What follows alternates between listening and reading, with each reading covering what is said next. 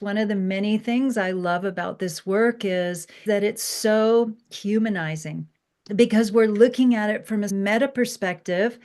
And paradoxically, at the same time, we're feeling it together profoundly personally. It is so personal and brings this opportunity for so much compassion from me as a facilitator, but much more importantly, in the client for themselves when they look at it and they go, oh my God, no wonder why I've been in so much pain. No wonder why I haven't been able to stay loyal.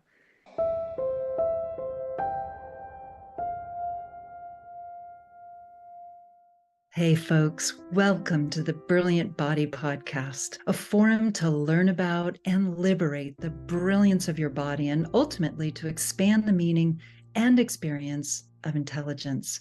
Join me, Ali Mazet, and other body masters to explore pioneering and varied perspectives on what it means and feels like to be embodied. So many people feel disconnected from their bodies due to emotional or physical pain, or even conditioning and lack of education. Others feel quite at home in their bodies, yet want to learn to have more pleasure, awareness, and access to the body's guidance. This podcast is for everybody. Each one of my trailblazing guests has studied their own bodies and others' bodies for decades and will share their expertise and unique mission, how to thrive as a body. So join us and reclaim your body's brilliance. All righty. Are you there? Let's do it. All right. I'm excited. So it's so good to be with you, Lauren, as it always is in whatever context we're sharing. And I'm so excited to share a conversation with our audience about what the hell I do for most of my time, namely personal geometry, the method that I've been developing for many years now to apply therapeutically in the realm of predominantly body and sexual issues and healing, and also sobriety support and insight as to how addictions are functioning, which can be absolutely transformational very quickly, and any problem or issue that people have. And you and I have known each other for many years now. We met in a Walking in Your Shoes training, oh, so many years ago. And also, you recently, this past year, became my student, my star student, dare I say, protege in personal geometry to add to all your other great skills and talents and capacities, including being a TV producer.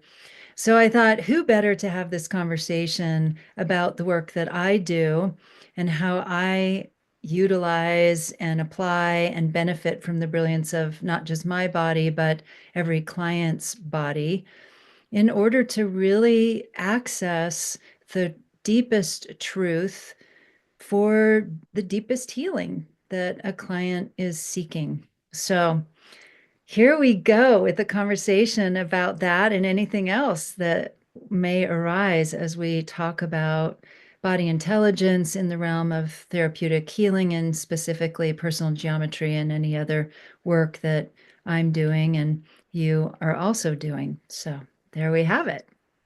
Well, welcome to the hot seat. I know that you're not usually in this role, so I'm just really grateful, not only to be your student, to be sharing this work and to be learning from you, but also to be a part of this incredible podcast and to be just in a position to apply my inquisitive mind to you and hear all of your insights. So one of the things I love as a storyteller about personal geometry is that to me, it is the human story in motion. And so, with that in mind, I wanted to start our conversation by asking you how your brilliant body discovered personal geometry. Hmm. There's so many answers that spring to mind almost simultaneously. I was in a class with my family constellation mentor, Jane Peterson, who was talking about bodies in space, is what she calls this capacity that we have as humans and animals. I believe any living being has, because in order to survive on planet Earth, we have to know where our bodies are, as she puts it, in space. in relationship to anyone and anything. And being in her class probably 10 years ago, it was one of those experiences where suddenly I recognized something that I had actually understood my whole life and been living by, utilizing, benefiting from, and surviving with, which was, how do I experience sensationally as a body my relationship to anyone who's actually in my physical presence, but also with whom I'm related internally in my thoughts, in my emotions, in my spiritual experience, and my sexual experience, in my imaginary experience, in my fears, in my emotions, in my aspirations. So I think this was particularly vivid for me, this understanding, because I grew up as a dancer, which was all about where you are in space, where your joints are in relationship to each other in order to make any particular gesture or athletic expertise. You have to really know and master where your joints are in relationship to each other. Our joints are full of intelligence, proprioceptors specifically, which is why I ended up developing for over 40 years my form of body work, which that's another topic, but it's all based on our joints understanding of where we are in relationship to each other, our other aspects of our bodies and other bodies. And then I've found different mentors in body arts along the way, including, as I said, Jane Peterson.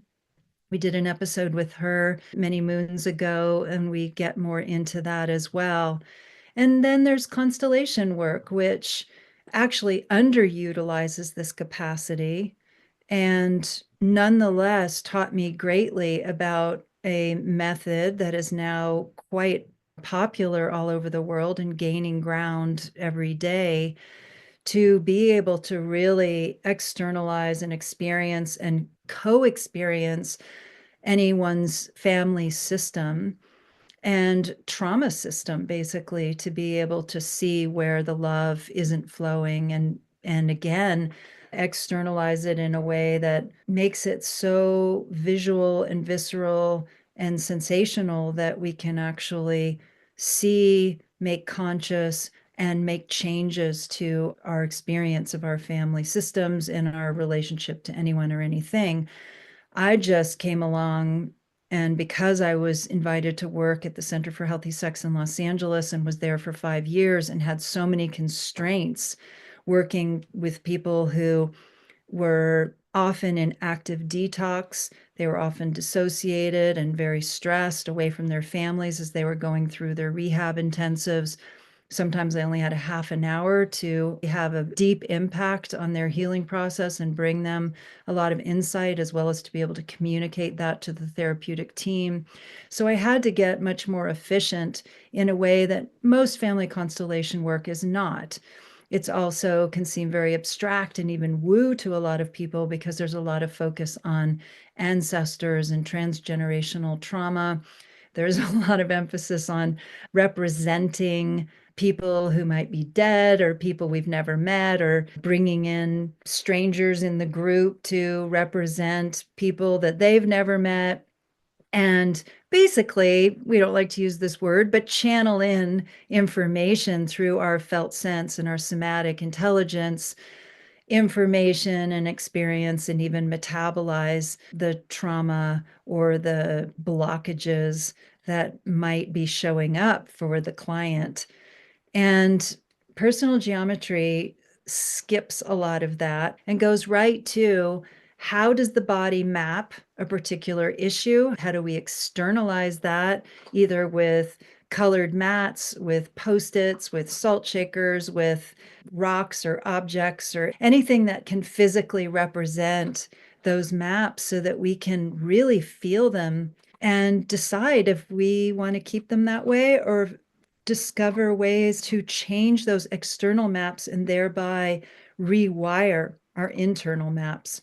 It's quite a sensational experience that sometimes language inadequately describes, or I inadequately describe, but it's very impressive when it's happening because our bodies recognize the truth of it, and our bodies are so much more honest than our psyches tend to be, that in a therapeutic realm can often just blab on about what we think is the problem, or what we think the content is, or the issue is, or even the solution is. But when you ask the body to explain it and express what it knows about whatever the issue is, it just goes right to it and makes it all the more palpable and conscious and available to change. So that was a long answer to a I short love question. it. I love it. And I think a really great segue into my second question, because I do think part of the challenge of this work, you and I understand, and many people in the therapeutic world will understand words such as externalize and resistance and system and somatic. But for, let's say, someone who is a total layman who has no sense of any of these things, no context, how would you describe how this modality works, how a session would work, and how you like to work as a facilitator? Yeah, so if somebody comes in and says, I'm really struggling in my marriage. Let's do a common one. I'm struggling in my marriage. Um, I have much more libido than my partner does, or I have much less than my partner does. I've had my hormones checked. I love this person. My hormones are fine. Yeah, I can feel resentful in the relationship sometimes, but I just don't know what the problem is. We've been to couples therapy. It's still not working. We're missing more intimacy. I mean, this is a very general but common occurrence and experience. So, of course, I can ask them about their background, how they met, what their dynamic is, whether there's ever been affairs, what someone's experience of their own personal sexuality is, for example. But if somebody, particularly self aware or not, if we go right to, after we determine what exactly it is they want to change in their life and what is bothering them, which is part of the art of it, is really clarifying, why are you here and what in a perfect world are you wanting to change today, if you could change anything? What is that contract? What is that mandate for the session, you could say? Which focuses my guidance on where to take them. Where do we even begin with what the issues are? What are the components of the inquiry or of the dynamic of that relationship? I work with foam mats usually if it's an in-person session, because they're big, they're colored, they're very easy to stand on. I got mine at Michael's. I don't know where you got yours, in Los Angeles. And we give these triangle cutouts to them because that represents the gaze. And it is so important to know the directionality of where somebody places, for example, a mat for themselves facing forward.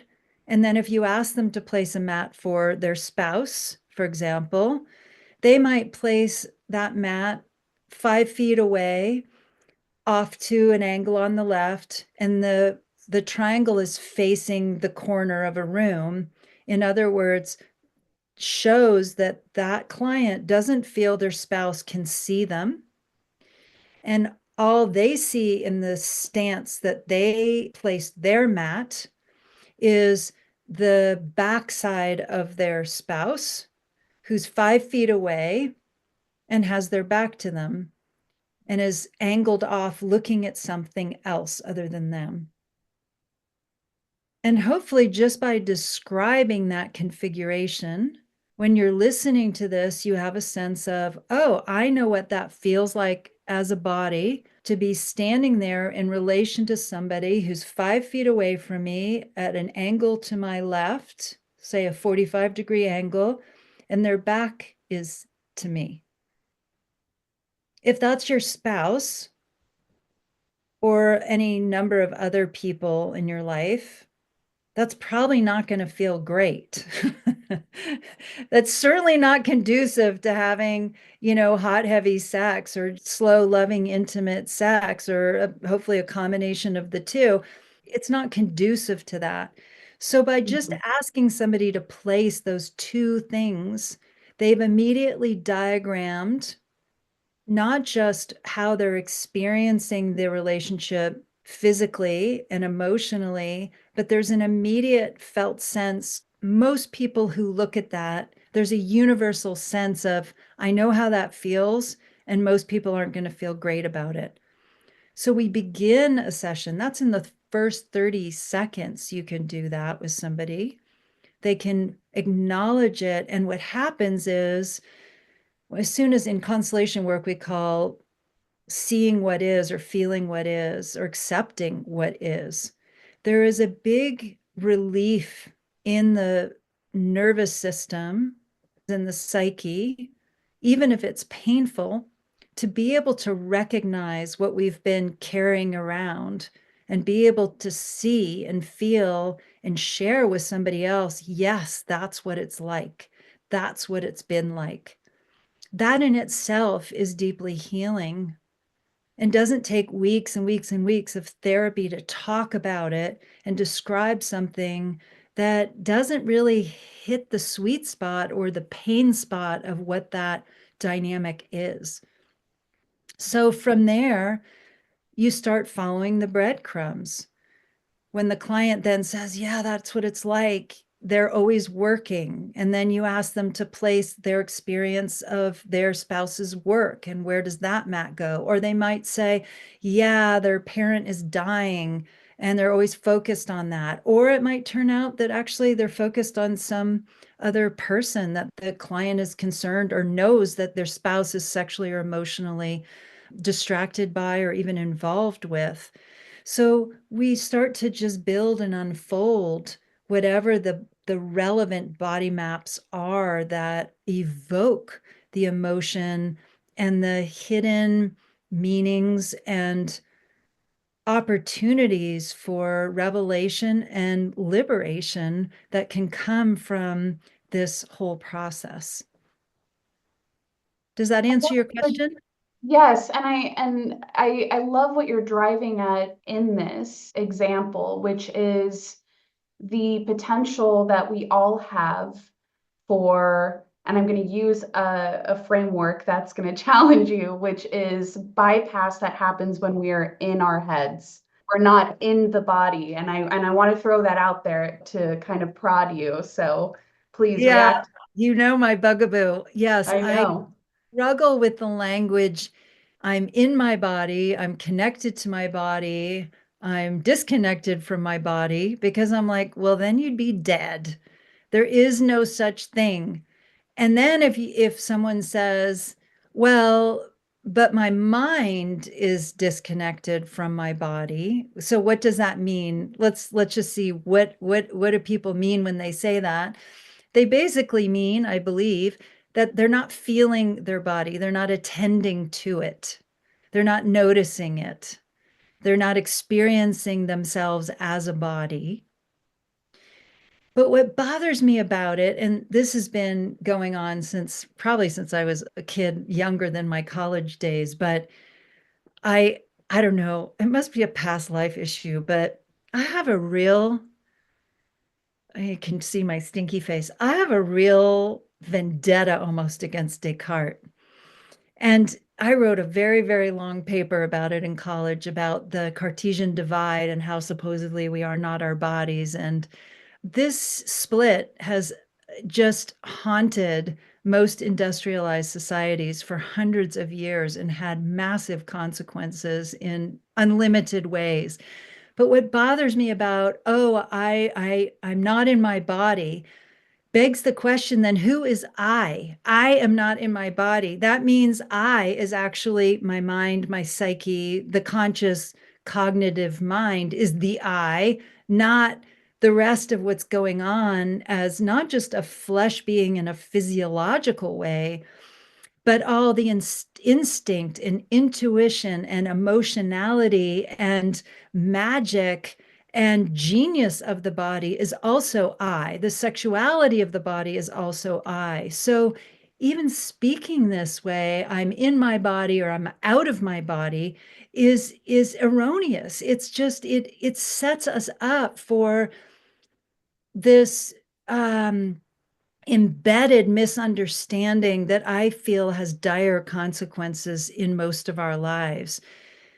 And I realize there's all kinds of masterful, brilliant people in the embodiment world who use those prepositions all the time. But I cringe. I have to say, I cringe whenever I hear it. And I use that too because it's so common. We've all been around those phrases, but I try to watch that in myself as much as possible and try to speak the unification of myself by the choice of words that I use, knowing full well that I could always be more consciously, cognitively aware of my body experience and my experience as a body. And that's a lifelong challenge and aspiration of mine, something I really value, thus the Brilliant Body podcast. And yet, um,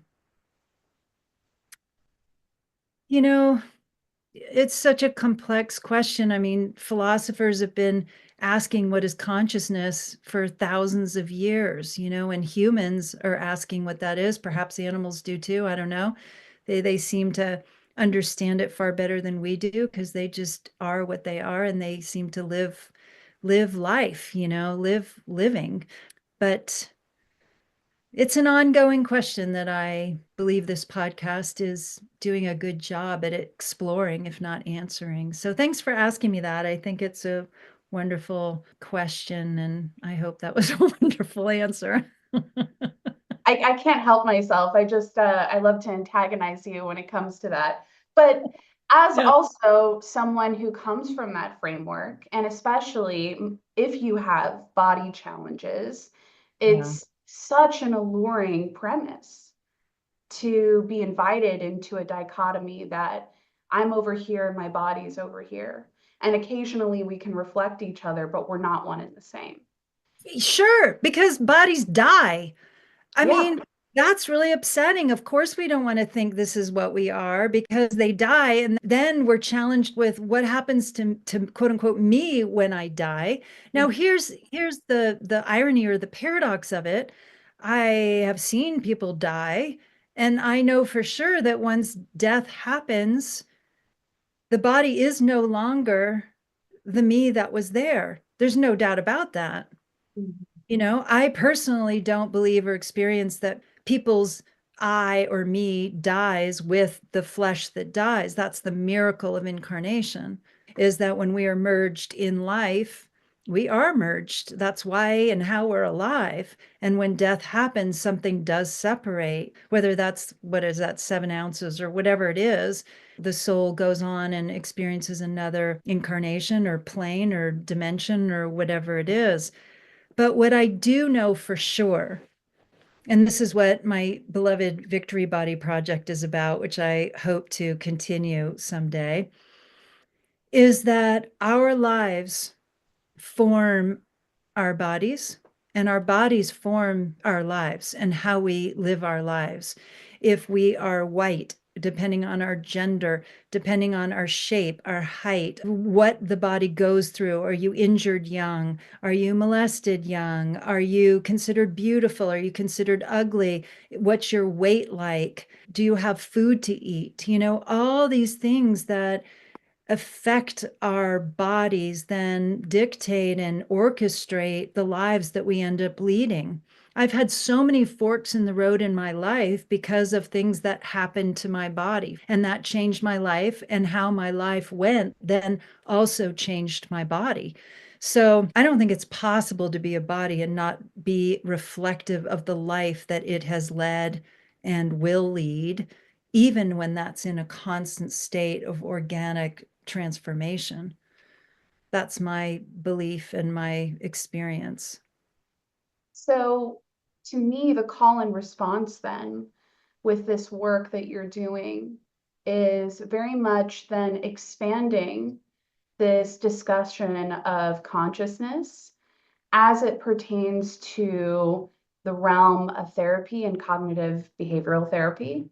And there is for me at least, a time and place for therapy. I've gone through therapy myself. It's a Dude, love lifesaver. therapy. There's so many beautiful therapists out there. There's so many incredible modalities. And yet I also know, as you do, that we can sit and also be in bypass around issues. And there's something stunning about saying one thing and then being asked to diagram it and going, oh, there it is out on the floor. I can't believe it. Totally Yeah. different than what I've been saying for perhaps months, if not years. Yes, I love that. I did a presentation yesterday and this particular example came up. Sometimes clients will say, oh, we were so close. Like, oh, my mother was my best friend. And then you ask them to map it and they place their mat down and then they'll place their parents' mat, in this case, a mother's mat, half covering their mat, their own mat. Now, that's close, but is it healthy? Does it actually feel good to you? Is that intimate in a way that is life enhancing or is it hindering in some way? And now, if you ask them that verbally, that question, even though they've just seen what they've placed and they're feeling it, and if they're still in, yeah, but we were so close because it's so much easier to believe it's closeness and intimacy than oppression in some way, or even uh, subjugation or imposition of some kind. But if you then ask them, oh, why don't you stand on your mat? Almost every time a body will hesitate, almost like you all of a sudden jammed on the brakes in it. It's like the body will recognize in a split second that they cannot stand on in their own place without also standing on their mother in this example, or having to stand on only half of who they are. That can take 30 seconds or a minute for somebody to get, as a body, the impact of, oh, wait a minute. That's not the kind of closeness that I want to model my relationships on. That's not the version of closeness that actually feels good to me at all. In fact, I need to find a way, and that's my job to help them do that in this case, to have the right to their whole space, their whole place and right to existence. So what does that entail? What do they have to give up? What might they have to express? What might they have to feel just to have their mother's mat? I shouldn't say just to have passively, to move their mother's mat off of their own, which is a huge part of this process too, is once you place and then see and feel what you're diagramming, then what do you want to do about it? Do you want it to stay that way? And I can't tell you how many times people will say, well, can I move it? Can I move my own mat? As if it has to stay that way, as if it has to be that way. And what's weird is that they totally buy into this piece of colored thing on the floor as if it's actually the person, which is a beautiful thing because clearly the body has invested in the experience enough to recognize that it has power, it has meaning, and that therefore it has efficacy in changing one's perspective, if not one's actual neurology or physiology. So this bypass thing, I love that you say that. And certainly many before me and concurrently are talking about that the body doesn't lie, that it's so honest, that it will place things that our psyches can be avoiding. And it's such a beautiful opportunity to go smack to the truth so that we can actually see it, feel it, and move on, make a different truth, you know? Brings up an interesting, another segue. which is to ask you to expand on roles. Because we Ooh. talk about roles, and I think that this unfolds conversations. You mentioned your background at Center for Healthy Sex, working specifically with addiction. I know that you've worked at other addiction clinics, and you're currently working on a book also about the functions of addiction. So I want to hear a little bit about how you're reading roles in personal geometry work and what they have to tell you about different dysfunctions, addictions, and the types of relationships that keep us pinned back. Mm. Okay, this is a huge question and a huge answer. Let me see what I can do with this. So, what I discovered working in the addiction field is that, again, within seconds or minutes, if I ask someone to place one for them and one for whatever substance or behavior they're considered addicted to, even with just two mats, you can see how that addiction is functioning. Is it covering them? Is it hiding them? Is it buffering them between them and somebody or something else that's troubling them or paining them in their lives? Is it trying to support them from behind, which I see probably the most frequently, is that addictions are actually trying to support somebody who's not getting that support otherwise, because addictions are reliable in ways that a lot of people did not experience their parents as being, or their spouse as being, their friends as being, or God or life as being. So that so much gets shown and experienced and becomes available for us to work with. Oh, so if that addiction is there trying to support you, what else could support you that actually is in a much more healthy relationship and isn't a destructive behavior or substance? So that's one thing in terms of being able to see a function. What I see over and over again, there's probably what, 8 or 10 of them. You've been helping me with that data. And then in terms of roles, what you can also see, first of all, my particular view is that addicts tend to be viewed as the fuck ups in the family. So a lot of the attention will go to the addict as being the one who's causing the problems and creating the embarrassment and the money drain and the attention suck and all the things. And yet, when you really start to map further into the family system, what comes out is that it's helping the family avoid traumas that have occurred in the family, in previous generations in the family. It's helping the family avoid a marriage that isn't working in the parents, for example, or infidelity.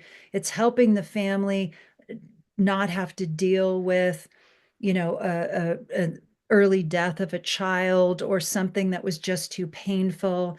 And what I find is that the addicts often tend to be the most sensitive person in the family. They're the ones carrying the shadow of the family. And so that is a very common role, is they're the fuck up of the family. Or you can get the opposite, where they're supposed to be the golden child of the family. That's also really common. And they only get off the hook when they're doing their addictive thing. Then they can get messy. They can stop being responsible. They can basically also express a fuck you to the family. Do you still love me even when I'm not the good one, even when I'm not succeeding and making the money and all pretty and handsome and successful? So that's another really common one. Emotional incest, which is I was something. going to talk about emotional incest. There we Go, go. go for it. Okay. So this is so common. I won't just say just in addiction, though it can be so difficult to navigate that people can turn towards all kinds of destructive behaviors and to help them regulate or try to regulate and feel better, or self-medicate, as people say, which is that when there's not a happy marriage between two people, they have their children and they're not getting their needs met by their spouse, Whether they that's emotional or sexual. Yeah, Or whether emotionally or sexually. So we're going to put aside that we're not talking about sexual incest here. That's a whole other bag of beans there.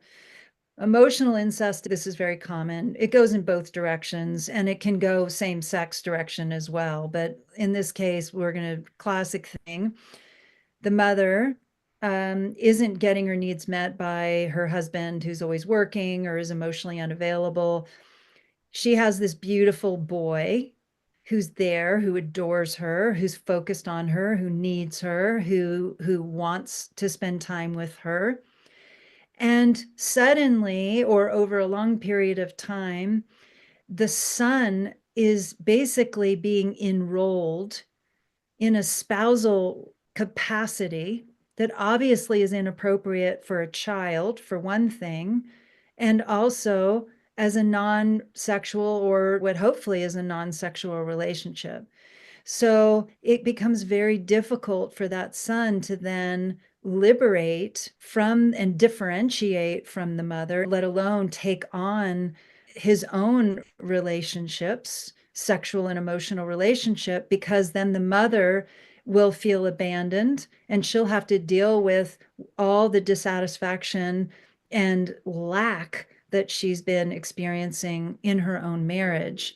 And this can happen in subtle ways and very extreme ways. Mothers just disapproving of every partner that comes through the door with their son. That's, really lots of movies and lots of books have been written about that, and people know that one.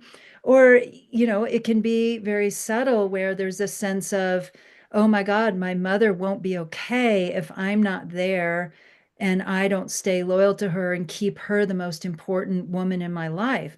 I personally believe this is a key reason why a lot of people don't stay loyal to their spouses. I saw this over and over again in the clinic, that one of the reasons why a spouse will cheat on their spouse is because there is this unconscious loyalty to the mother or to the father. And so they can't be loyal to their spouse because then it would betray this emotional loyalty they have to their parent. So that can be a reason. It can seem counterintuitive, but it actually is pretty logical that, okay, if I stay loyal and monogamous and in love with my own spouse, that threatens my mother.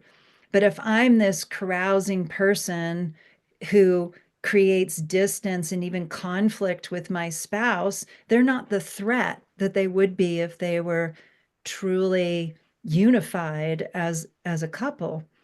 They're not a threat to the parent who has needed them to be a stand-in spouse, a surrogate spouse, at least emotionally. And of course, this also happens sexually and physically too, where parents transgress those boundaries either implicitly or explicitly. And so, how would you, in the context of a body map, see this manifest? Like you as a facilitator, how would you go, oh, I know what's going on?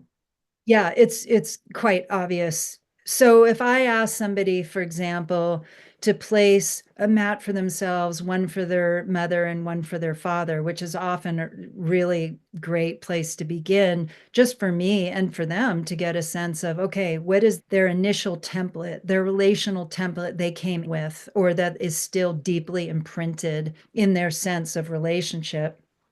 And if somebody places a parent right next to them, so if we're talking about, again, a heterosexual male in this case, traditionally, and this gets into this whole thing about right and left, and is the right the masculine and the left the feminine, and we could have a whole conversation about that.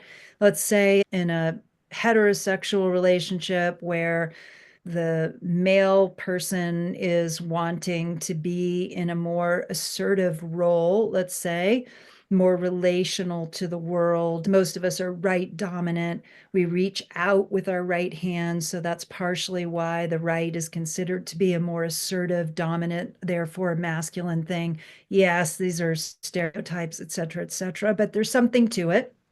However, I always have people feel what is it for them, what feels more comfortable or not comfortable, whether they're on the right or the left of a partner or potential partner. That's another conversation. However, if a masculine man who's wanting a woman, a female being in a heterosexual relationship as a partner to be on their left, but they place their mother mat in that position, it is a visual representation that that place is taken. A woman might be able to be on their right, which can often happen, which is super interesting. I've seen that countless times where a heterosexual man can place himself in between his mother on the left, his wife on the right. He's sandwiched between these two women and he feels dominated by his wife. And let's say that's the reason I have to go off and find some woman who's not bossing me and dominating me and telling me what to do.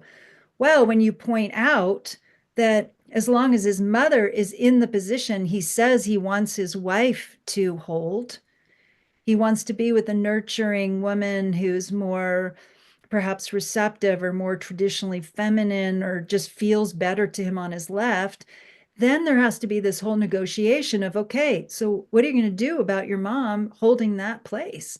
Are you going to move to your wife's right side? That's one possibility, in which case he's got to leave his mother. He's got to literally go, oh, I don't want to keep standing in for her husband, my father. I'm going to up and leave and move to a position that's better for my wife.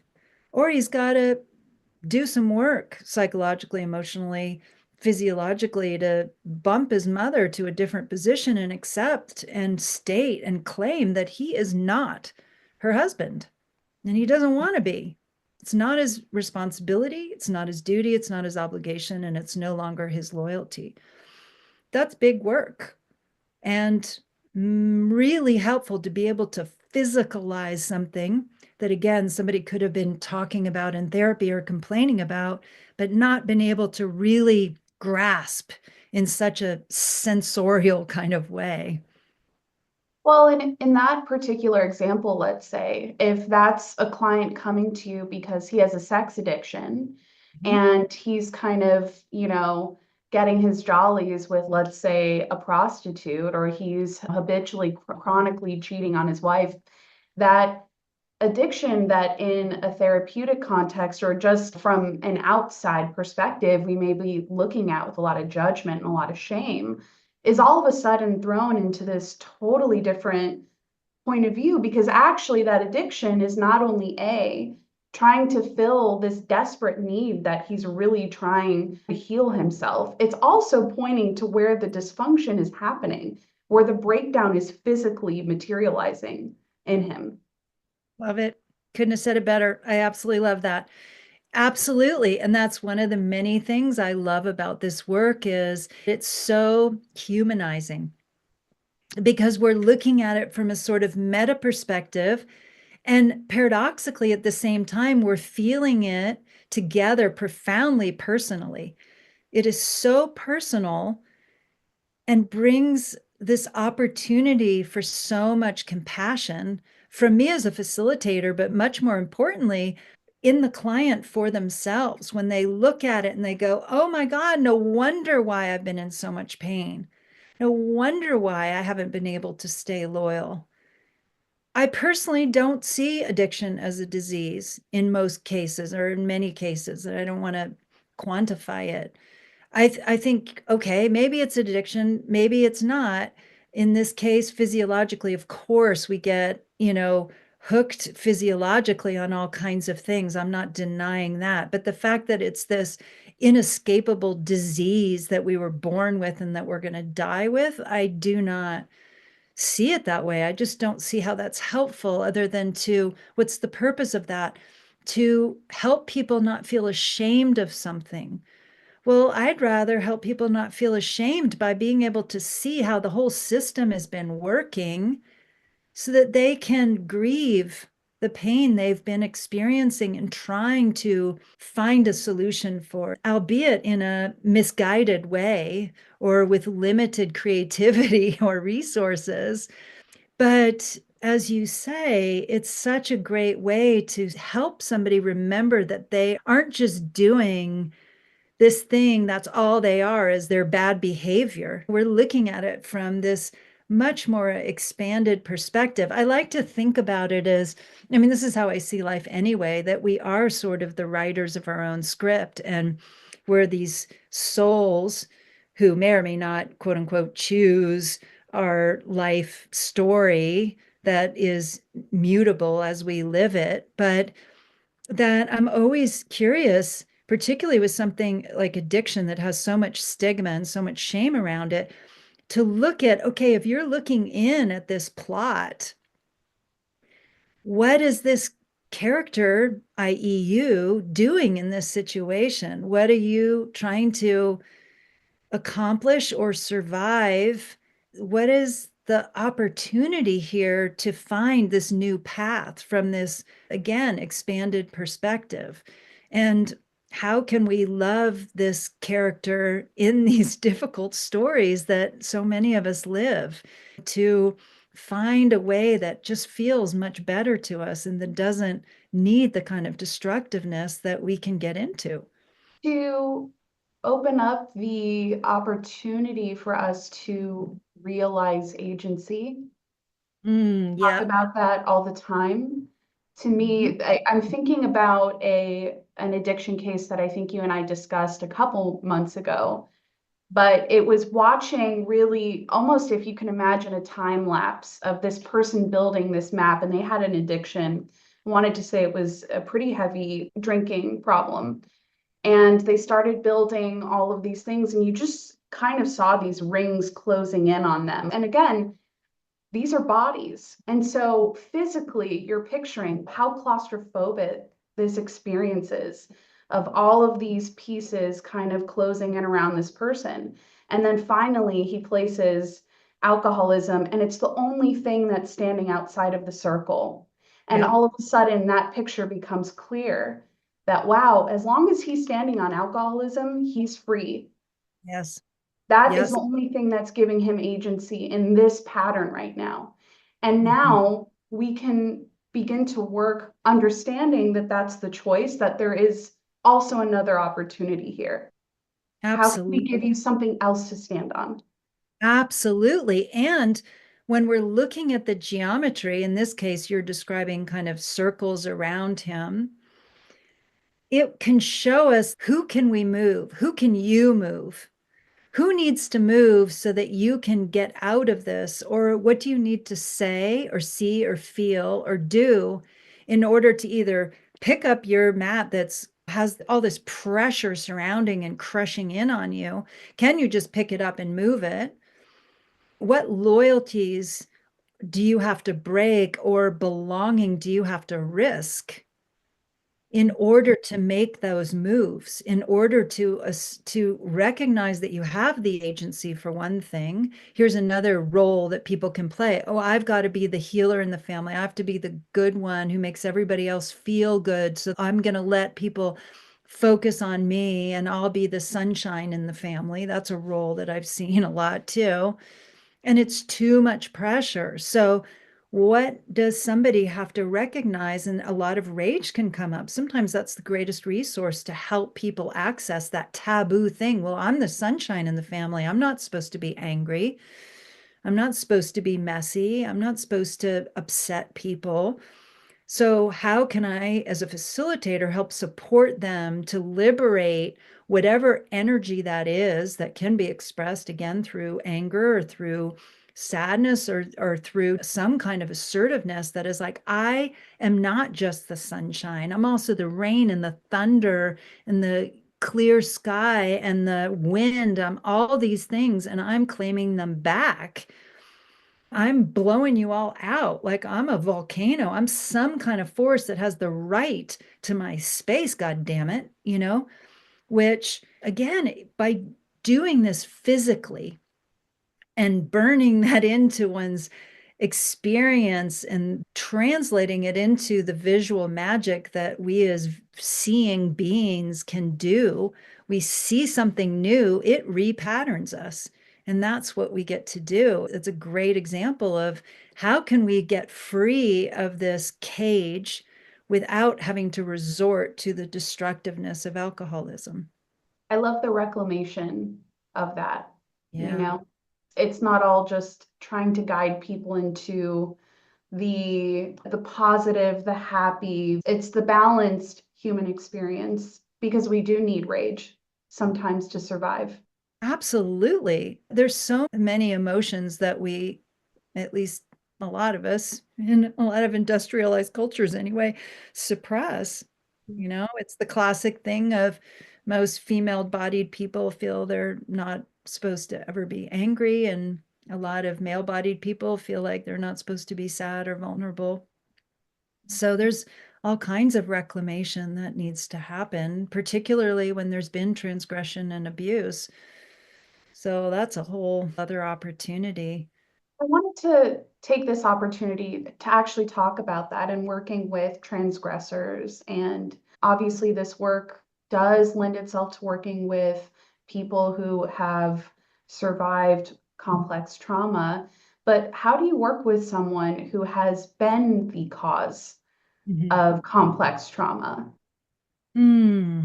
It's a really interesting question. It is not for everyone. I'll say that right there.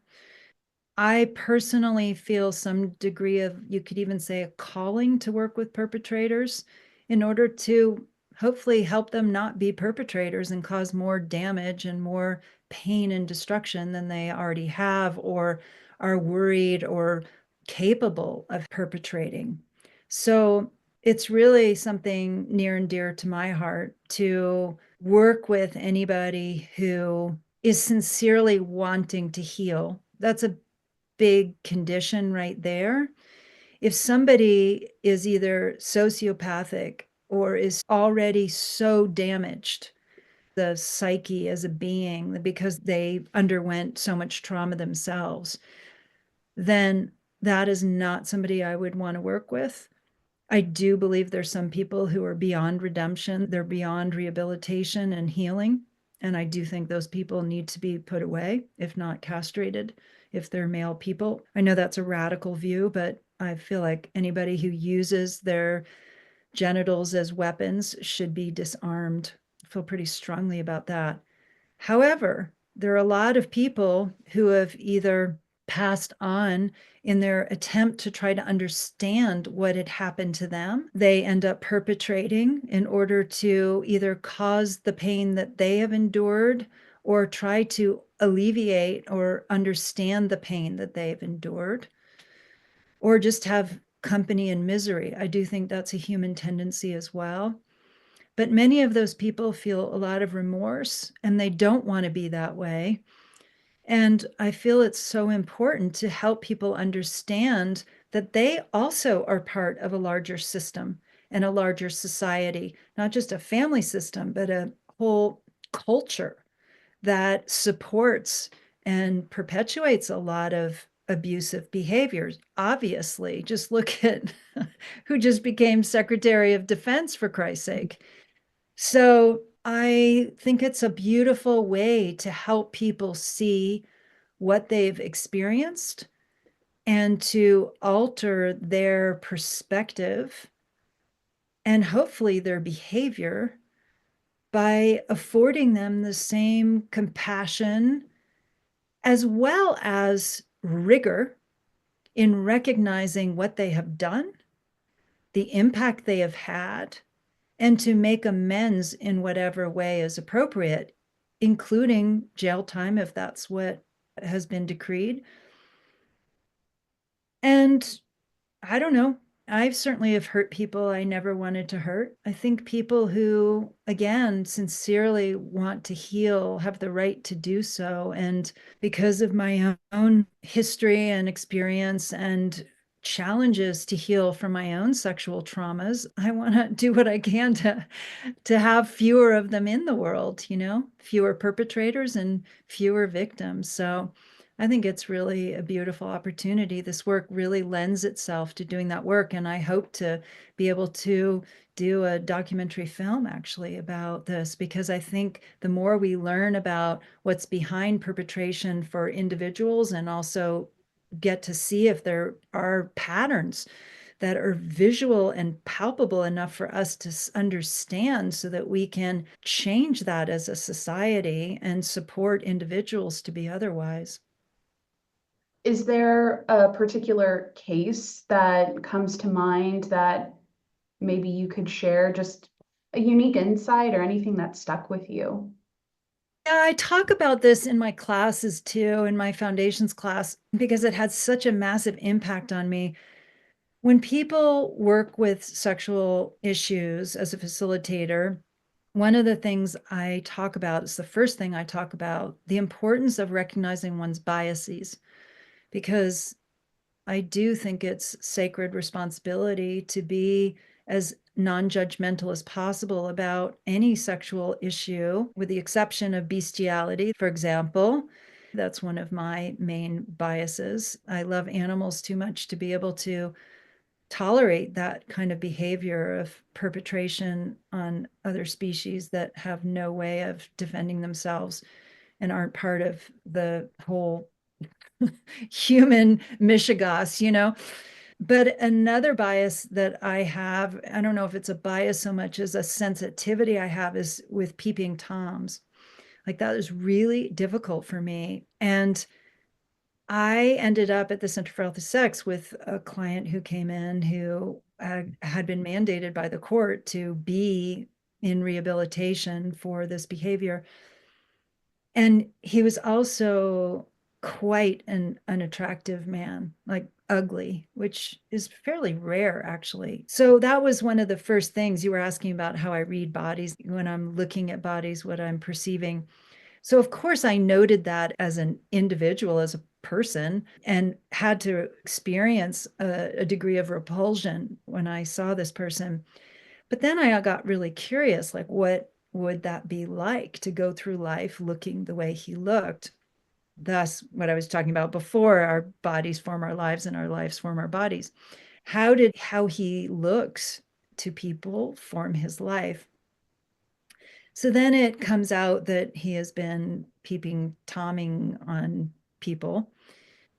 And I had to stay as regulated as possible within myself because I couldn't just say, no, I can't work with you. It was my job to work with him. And of course, I didn't want him to keep doing what he was doing.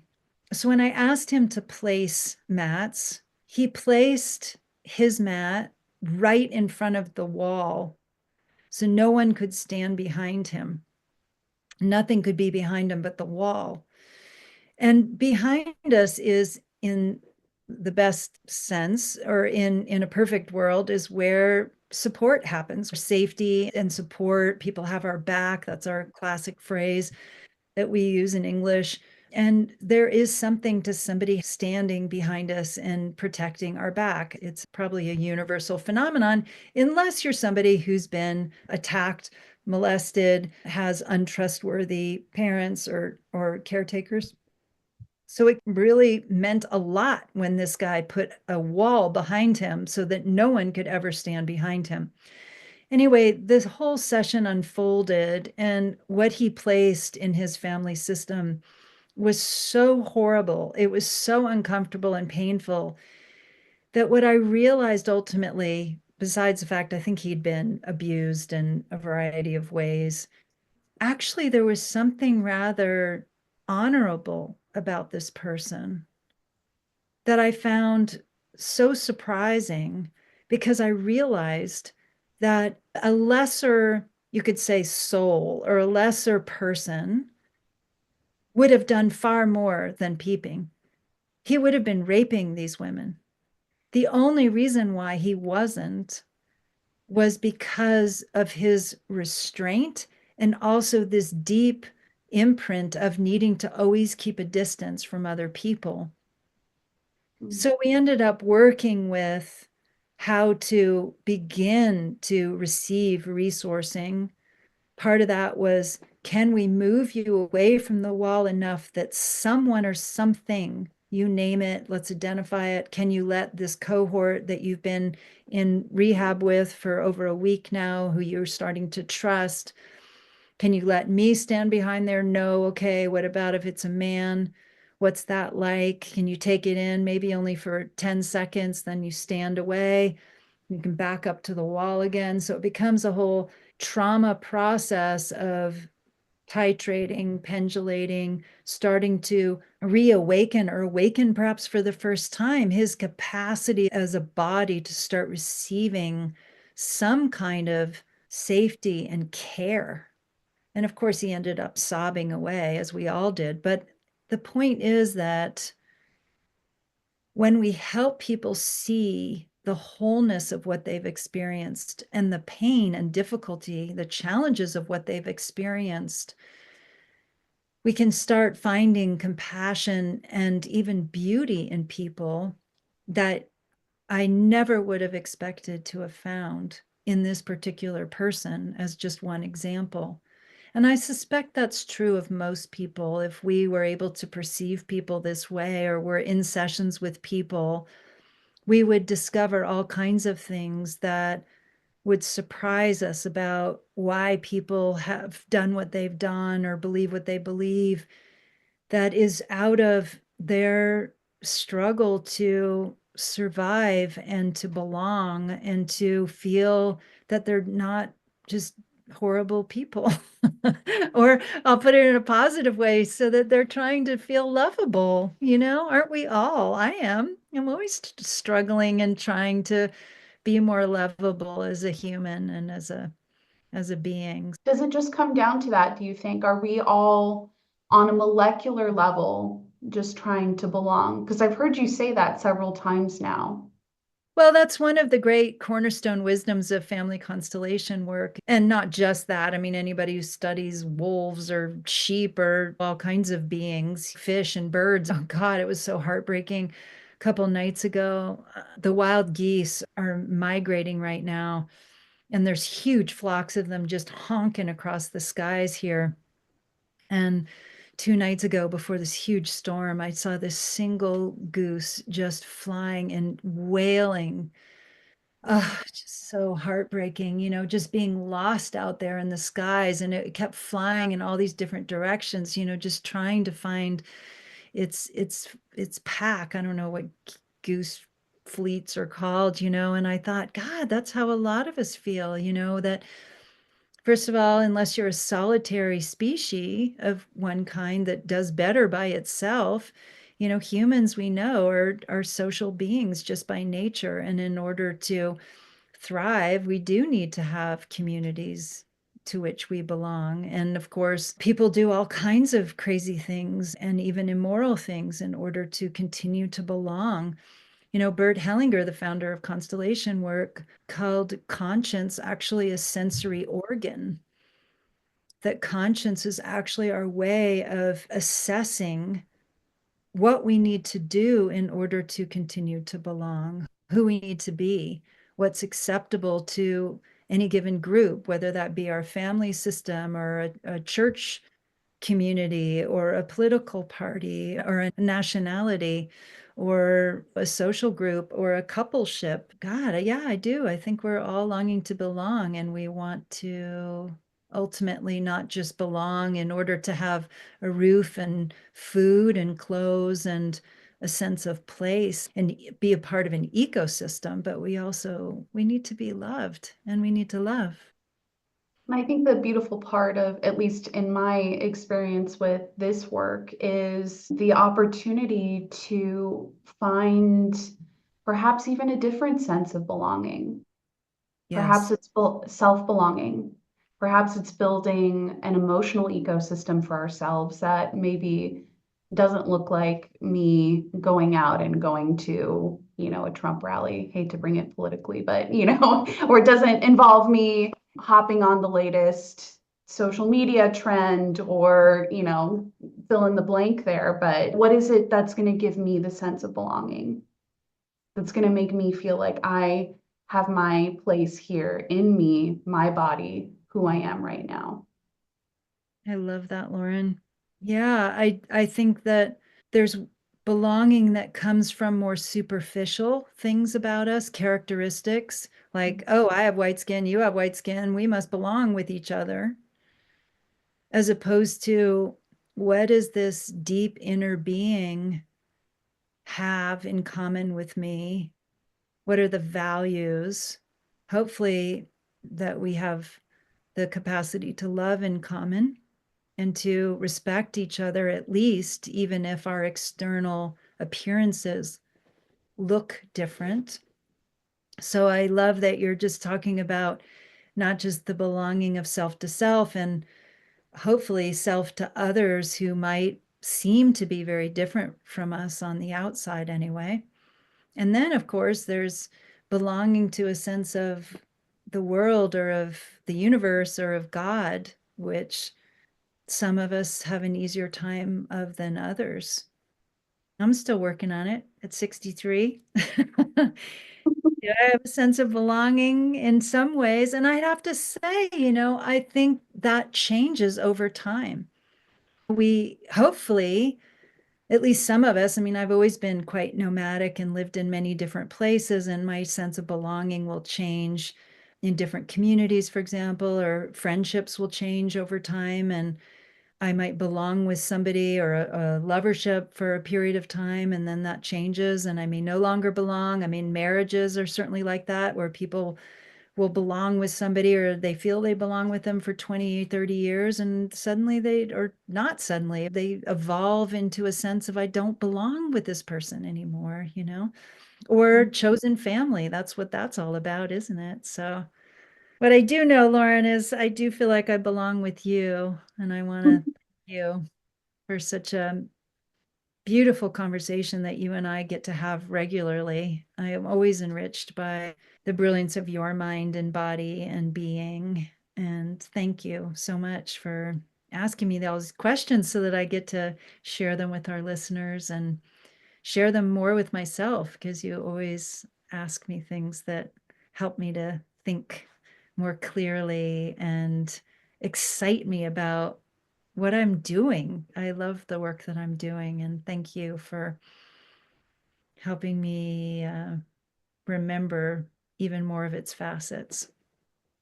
Thank you for doing the work and for being resilient and excited and passionate. It's always wonderful to see the light in your face when you're excited about your point of view and sharing your take with the world. I think that this work is revolutionary. I'm excited to be a part of the conversation and to share it with you.